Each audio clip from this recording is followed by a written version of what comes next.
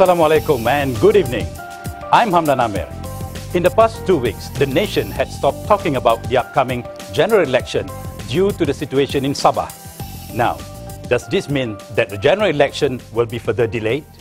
To answer this and a host of other questions, we welcome you to this special program, Conversation with the Prime Minister, specially brought to you by the new Straits Times NST. And here with us tonight, is none other than the man himself, Yang Amat Berhormat Datuk Seri Muhammad Najib Tun Abdul Razak, who will respond to questions submitted by NST readers from all over the country. Datuk Seri, it's really a great pleasure to have you, sir, on this special program.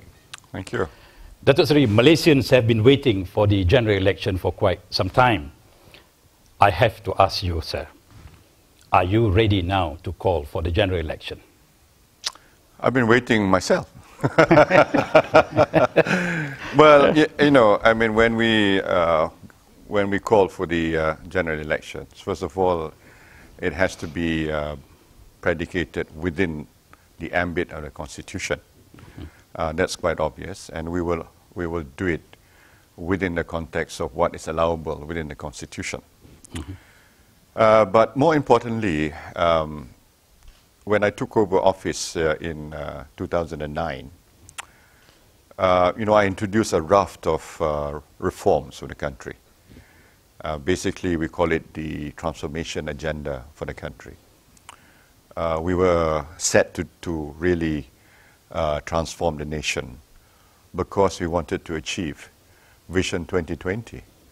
And we know that it's quite a challenge for us to bring Malaysia to that level, to greater heights. You could have called the election at that time, sir. Yes, but I wanted to face the people and show to the people that our transformation agenda is actually working, and that there's real progress in the country, real change is taking place, and that we are delivering, and people can see for themselves, people can feel the results.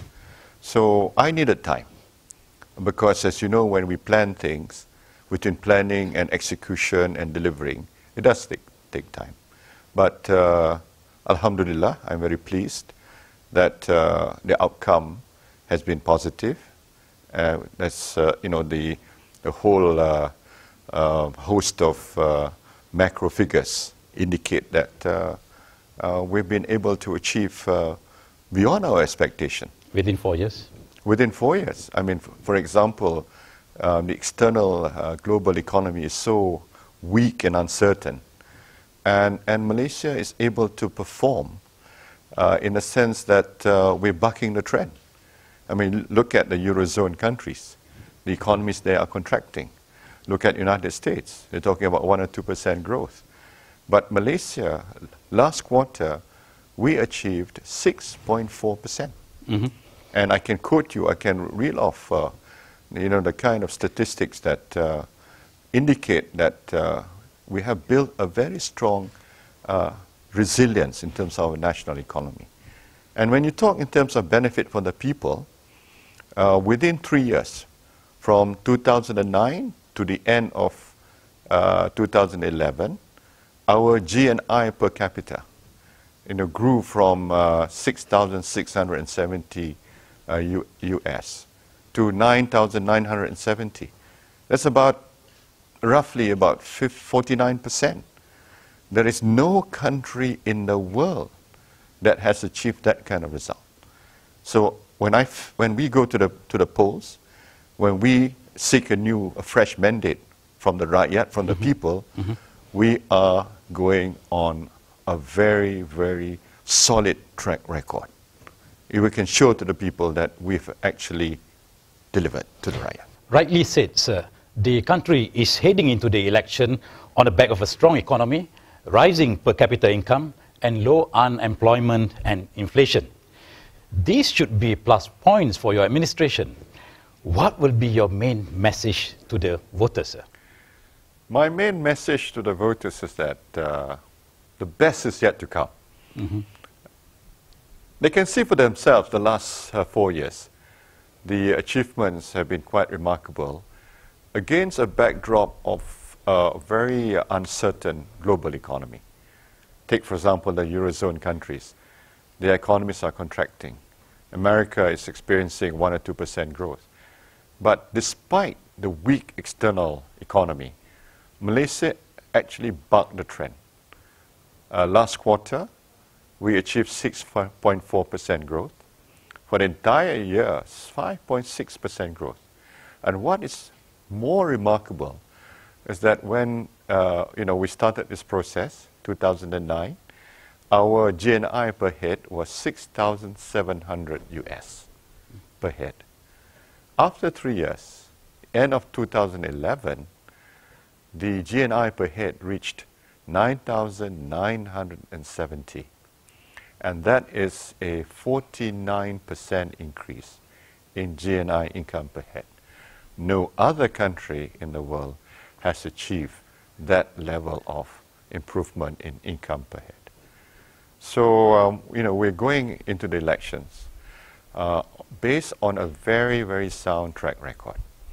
And our message to the people is that, look, we've done so much over the last 4 years. If you give us that mandate, I assure you we'll do even better the next 5 years. Datuk Seri, we receive thousands of questions via email for this special session from NST readers.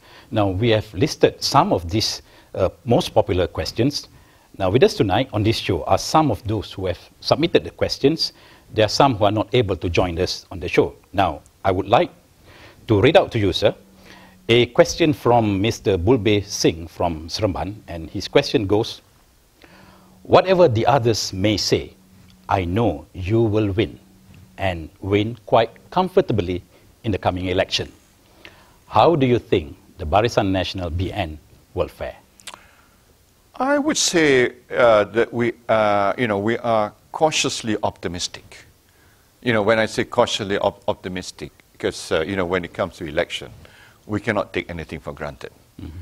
But I'm very encouraged, by the fact that the response from the people, especially when I go around, I see them turning up in big numbers. I see them looking, excited and looking forward to meeting me and, shaking hands with me. And at the same time, we've done our assessment, our numbers and all that sort of thing. And we believe that the Rakyat is behind us, and the Rakyat feels that their future is more secured with Barisan Nasional. Mm-hmm.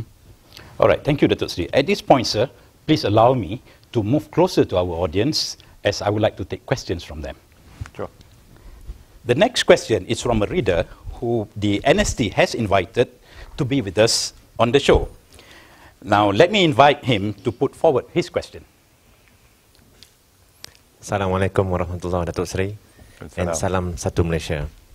My name is Razif Muhammad Razali, and I'm from Georgetown, Pulau Pinang. The question I would like to pose is, what are the steps taken by the government in terms of electoral reforms? Thank you. Let me say categorically that elections in Malaysia have always been free and fair. If elections have not been free and fair, we wouldn't have lost the 2/3 majority at the last general elections in 2008, and we wouldn't have lost 5 states either. And Kelantan, as you know, is under opposition rule for the last more than 20 years. Nevertheless, we are committed to strengthening the electoral process. To that end, we have established a electoral select committee to strengthen the electoral process. We considered some of the demands by various groups, and most of the demands have been met. The demands by the Bersih, for example, 7 out of 8 of the demands have been met. For the first time, we will introduce indelible ink in this forthcoming or upcoming elections. For the first time, Malaysians will be living overseas will be allowed to vote. And the Election Commission is scrutinizing the electoral list to make it as accurate as possible. So I can assure you that the government is committed to strengthen the electoral process, and will do whatever we can to ensure that objective will be met.